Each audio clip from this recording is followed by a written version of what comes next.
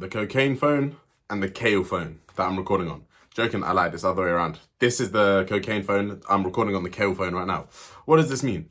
This is an idea presented by Mack that I was introduced to off his first appearance on the Chris Williamson podcast, the Modern Wisdom podcast, back in 2023. And it is the solution to our social media addiction. So nobody would dispute that social media addiction is a thing. And we would all like to reduce our screen time. But in doing so, some of us have swung the pendulum the total other way and have deleted all of the social media apps, and we've become almost like a Zen monk, and we vow to never use these apps again. And now we live a life in which we don't ever touch Instagram or YouTube or TikTok or anything that we could possibly scroll down. But Mack presents a different solution, a way to balance the two, a way to have the clarity, freedom, and peace of mind of not having these apps, but also still having them somewhere to enjoy them every now and then. And that is the idea of the Kale phone and the cocaine phone. And this idea goes like this. It says have two phones. One is your Kale phone. And just like the kale vegetable, which is boring, your Kale phone will be boring. No addictive apps on there. Then have your second phone, your cocaine phone. Your cocaine phone will have your addicting apps on it, but it won't be taken with you everywhere. You won't use this cocaine phone.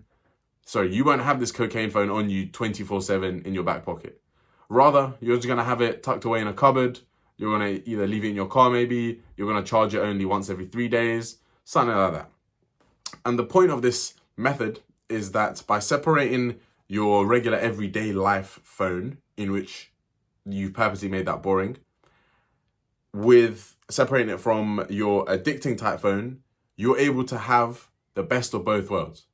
90% of your life will be no social media, no addiction, no doom scrolling, no watching reels when you should be making a plate of food, no watching reels while you take a shit, or, I'm just trying to think of random examples here.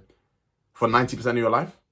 And then on your cocaine phone, for 10% of your life, you can scroll and doom scroll and bum out and relax a little bit, watching some funny stuff on YouTube, connecting with friends, posting on Instagram, that type of stuff. But the key is to have them on two separate phones, and the key is to leave the cocaine phone at home or tucked in a cupboard or somewhere where it's not going to become your regular phone. It's not going to be your everyday phone. It's not going to find its way into your pocket on a daily basis.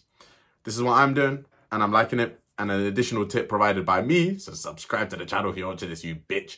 Joking, I love you. But an additional tip provided by me is on your cocaine phone, download the app Screen Zen. It's a free app in which you choose certain apps you want it to block, and you can have a timer for how long you want to use those apps per day. And every single time you do load up these apps, there's a 5-second delay which asks you, are you really sure you want to load up this app?